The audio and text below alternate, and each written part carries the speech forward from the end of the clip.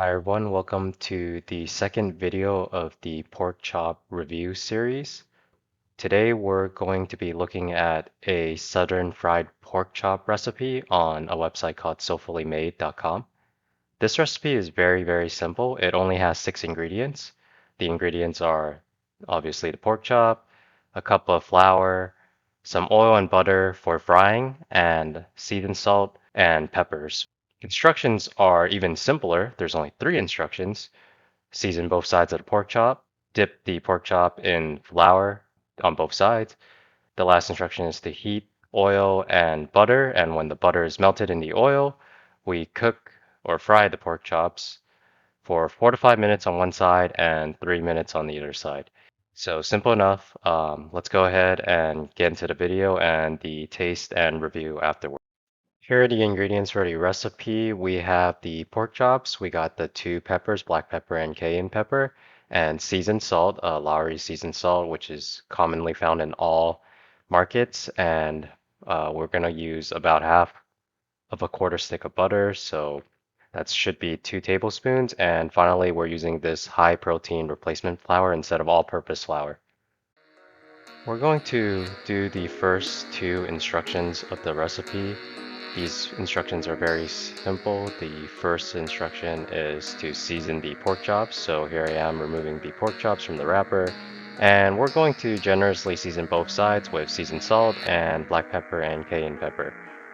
So go ahead and make sure you put enough seasoning on both sides. Don't be afraid to use a lot of seasoning. I know they, didn't really specify the exact amount of seasoning you use, so I would recommend just using more because when you dip in the flour, a lot of the seasoning is going to come loose in the flour and even when you're frying it, right? So make sure you just generously season both sides with all 3 seasonings. Next, we're going to pour the flour into a pan and dip each pork chop in both sides into the pan so that the flour is covering all edges and all corners of each pork chop. We want to do this so that the pork chop will be very crispy when we fry it. And there we have it. We're going to start frying the 4 pork chops now. Alright, so here we're just going to heat up the oil, and once the oil is relatively hot, we're going to add in 2 tablespoons of butter. It's starting to get a little hot. I'm going to go ahead and put in the butter and have it start melting.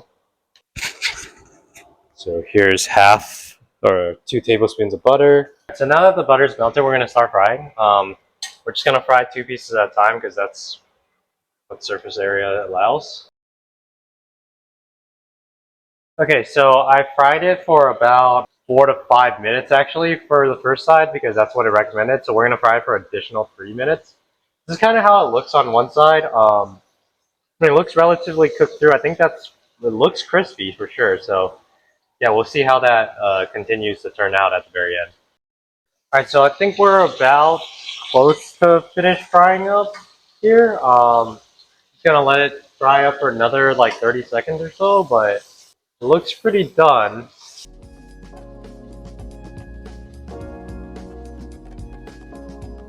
Well, I have the fried pork chops. This batch was fried second, and you can see that there's actually more of a deep fry.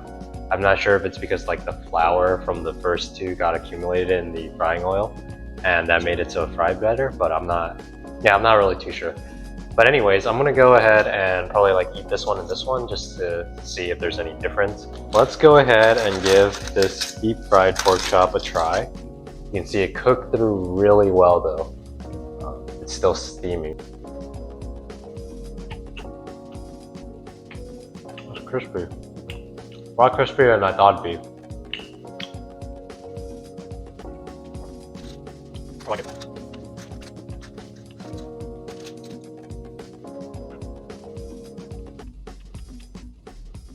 The cooking time suggestion for this was actually excellent. It was cooked perfectly, like, it's not hard at all. It's really tender. So between 4 to 5 minutes on one side, then flip over and like, a little under 3 minutes. That's what they said. Yeah, really juicy, man. Like, I'm very impressed. The flavor's all there. The crisp is there. I'm ready to give it a rating. So I think in terms of cookability, I'm gonna give it a 9 out of 10. The only reason why I'm not giving it a 10 out of 10 is because you could easily over salt the pork. So I salted the pork because they didn't tell you how much to salt. They just said to taste, right? Well, you're not gonna like know that, right? Because you're salting it when it's raw still. So you don't really know how much salt and peppers can stay on the pork either. Mine, I like it a bit more salty, so mine, in my opinion, was salted to perfection. But I could see how like somebody would think that this is too salty for them. So that's why it's a 9 out of 10. Yeah, the only other bad part would be like I guess disposing of the oil after it's done frying, but that's expected, an expected problem from the from any deep fry recipe. I'm not going to dock them points for that. So we're going with 9 out of 10. For taste, it's not really anything to write home about, but it's really, really good for what it is. Like, if you follow the instructions to a T, you're gonna get pork chops that are very tasty, pretty crispy, I would say. So it's not too tough, it's not too soft, it's not undercooked, it's cooked perfectly actually. Those minutes were spot on. That made it so that the taste was really decent for something like this. So I'm gonna go ahead and give the taste an 8 out of 10. If somebody served this to me at a restaurant, I'd be pretty happy. I'd be like, yeah, this is a good tasting pork chop. This is a solid 8 out of 10, So that's exactly why I'm going to give it that rating, and we're going to have an overall rating of 8.5. This recipe is highly recommended. It's simple, it's easy for everyone to cook, so go ahead and check it out. I think you'll be pleasantly surprised at how easy it is to make and how good it's going to taste for its effort. All right, so thank you for watching. Please like and subscribe, and yeah, hopefully I'll be able to put out more cooking videos that will suit your guys' taste. Thank you.